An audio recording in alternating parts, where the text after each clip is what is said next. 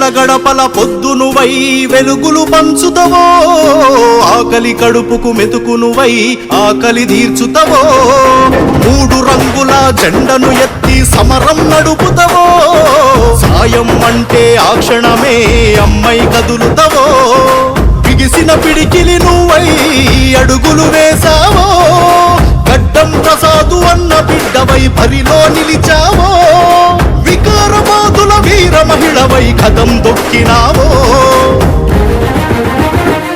మా అమ్మ అనన్యమ్మ మనసున్న తల్లివమ్మ, మా అమ్మ అనన్యమ్మ నీ వెంట వస్తమమ్మా.